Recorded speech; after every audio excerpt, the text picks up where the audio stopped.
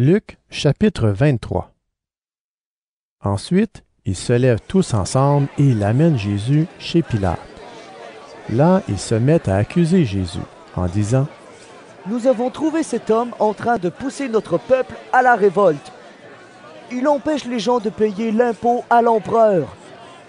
Il dit qu'il est lui-même le Messie, un roi. » Pilate demande à Jésus.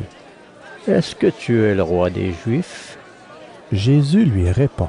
« C'est toi qui le dis. » Pilate dit au chef des prêtres et à la foule. « Je ne trouve pas de raison pour condamner cet homme. » Mais les gens insistent en disant. « Dans son enseignement, il pousse le peuple à la révolte. Il a commencé en Galilée, puis il est allé dans toute la Judée, et maintenant il est venu ici. » Pilate entend cela et il demande. « Est-ce que cet homme est galiléen? » On lui répond que Jésus est de Galilée. C'est Hérode Antipas qui gouverne cette région, et il est, lui aussi, à Jérusalem à ce moment-là. Alors Pilate envoie Jésus chez Hérode. Hérode est très content de voir Jésus. En effet, il a entendu parler de lui, et depuis longtemps, il a envie de le rencontrer. Il espère qu'il va le voir faire quelque chose d'extraordinaire. Il lui pose beaucoup de questions, mais Jésus ne lui répond rien. Les chefs des prêtres et les maîtres de la loi sont aussi venus chez Hérode et ils accusent Jésus avec force. Hérode et ses soldats insultent Jésus et ils se moquent de lui. Pour cela, ils lui mettent un vêtement magnifique. Ensuite, Hérode renvoie Jésus chez Pilate. Avant, Hérode Antipas et Pilate étaient ennemis. Ce jour-là, ils deviennent amis. Pilate réunit les chefs des prêtres, les autorités et le peuple. Il leur dit. « Vous m'avez amené cet homme en me disant, « Il pousse notre peuple à la révolte. » Alors je l'ai interrogé devant vous. Vous l'accusez, mais moi, je n'ai pas trouvé de raison pour le condamner. Hérode Antipas n'en a pas trouvé non plus, puisqu'il l'a renvoyé chez nous. Cet homme n'a donc rien fait pour mériter de mourir. C'est pourquoi je vais le faire frapper. Ensuite, je vais le libérer. » Les gens se mettent à crier tous ensemble. « Fais mourir cet homme! Libère-nous, Barabbas! » Barabbas a tué quelqu'un quand les gens se sont révoltés contre les Romains dans la ville. C'est pour cela qu'il est en prison. Pilate veut libérer Jésus, et de nouveau, il parle à la foule. Mais les gens crient. « Tue-le sur une croix! Sur une croix! » Une troisième fois, Pilate prend la parole et dit « Qu'est-ce que cet homme a fait de mal? Je ne trouve pas de raison pour le faire mourir. C'est pourquoi je vais le faire frapper et le libérer. » Mais les gens insistent en criant très fort. « Clous-le sur une croix! » Et leurs cris sont les plus forts. Alors Pilate décide de faire ce que la foule demande. Il libère celui qu'ils ont demandé, Barabbas. Pourtant, on l'avait mis en prison parce qu'il avait tué quelqu'un pendant une révolte contre les Romains. Et Pilate livre Jésus à la foule en leur disant « Faites-lui ce que vous voulez. » Les soldats emmènent Jésus. Ils rencontrent Simon, un homme de Cyrène, qui revient des champs. Ils l'obligent à mettre la croix sur son dos pour qu'il la porte derrière Jésus. Une grande foule suit Jésus. Des femmes pleurent et sont dans le deuil à cause de lui. Jésus se retourne vers elles et leur dit « Femmes de Jérusalem, ne pleurez pas à cause de moi. Au contraire, pleurez à cause de vous et de vos enfants.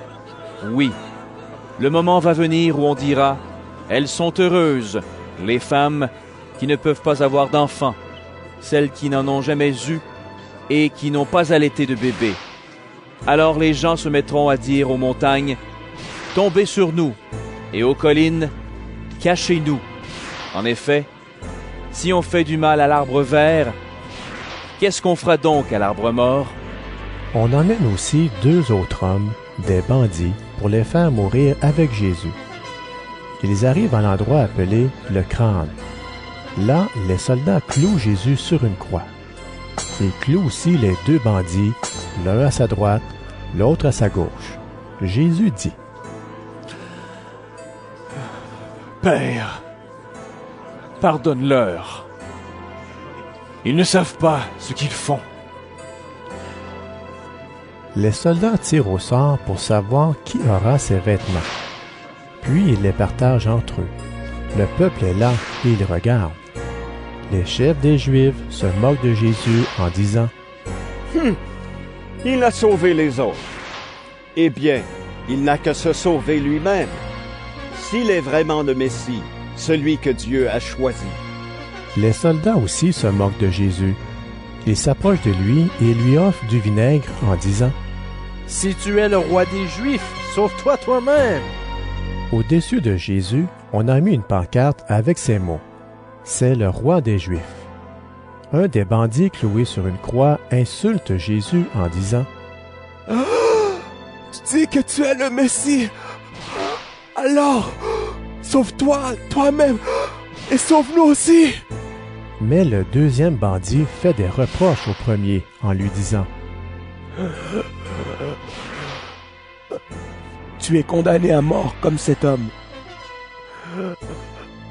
Et tu ne respectes même pas Dieu. Pour toi et moi, la punition est juste. Oui, nous l'avons bien mérité. Mais lui, il n'a rien fait de mal. » Ensuite, il dit à Jésus « Jésus, souviens-toi de moi quand tu viendras comme roi. » Jésus lui répond « Je te le dis, c'est la vérité aujourd'hui. Tu seras avec moi dans le paradis. » Quand il est presque midi, le soleil s'arrête de briller. Dans tout le pays, il fait nuit jusqu'à 3 heures de l'après-midi. Le rideau qui est dans le temple se déchire au milieu en 2 morceaux. Jésus pousse un grand cri. Il dit « Père, je remets ma vie dans tes mains. »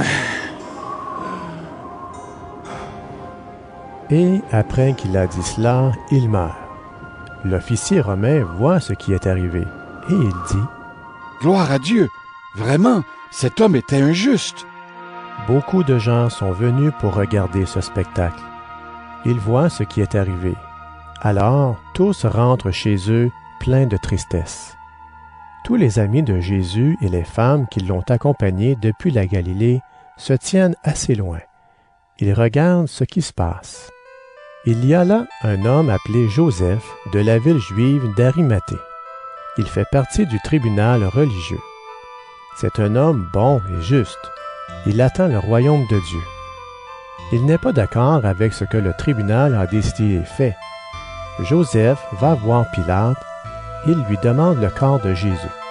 Ensuite, Joseph descend le corps de la croix. Il l'enveloppe dans un drap et il le met dans une tombe creusée dans le rocher. Dans cette tombe, on n'a encore enterré personne. C'est vendredi et le sabbat va commencer. Les femmes qui ont accompagné Jésus depuis la Galilée viennent avec Joseph.